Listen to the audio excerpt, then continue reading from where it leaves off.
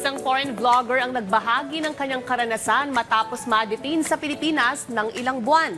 Samantala, nagsimula na si Olympian Heidelin Diaz ng kanyang pagtuturo sa University of the Philippines, Diliman bilang bahagi ng kanyang kontribusyon sa edukasyon at paghahanda ng mga bagong henerasyon ng atleta. Narito ang ulat. Matapos i-deport pabalik sa Russia noong January 17, ang controversial na vlogger na si Vitaly Zodorovetsky ay nag-update siya sa social media upang ibahagi ang kanyang karanasan sa isang detention facility sa Pilipinas.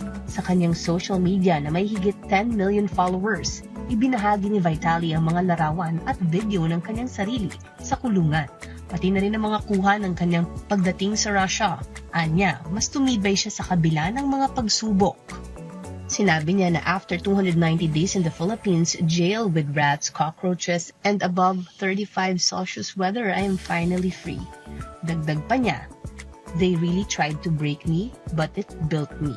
Sa 290 days na yon, sinabi niya na 91 days dito ay completely isolated siya o mag-isa sa selda. Nagpasalamat ang Banyaga sa lahat ng sumusuporta sa kanya at sinabi niya na ipalalabas niya ang isang dokumentaryo tungkol sa lahat ng kanyang naging karanasan.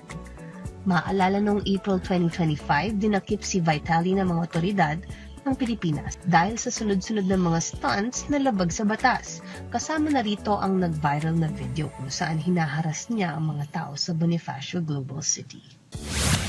Malaking kontribusyon ang ibabahagi ng ating Olympian na si Heidelin Diaz sa bansa, partikular sa sektor ng edukasyon.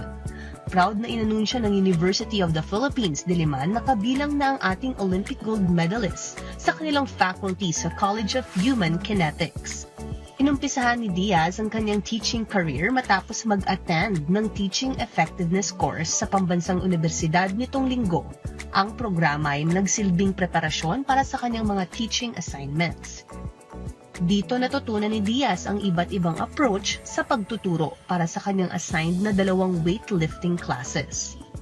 Nakatakdang mag-umpisa siyang magturo sa pangalawang semester ng academic year 2025 to 2026 para sa Human Kinetics ng UP Diliman. Bago ang kanyang tungkulin sa pagtuturo, si Heidelin ay aktibong nagtuturo sa mga batang Filipino weightlifters sa pamamagitan ng HD Weightlifting Academy sa Rizal.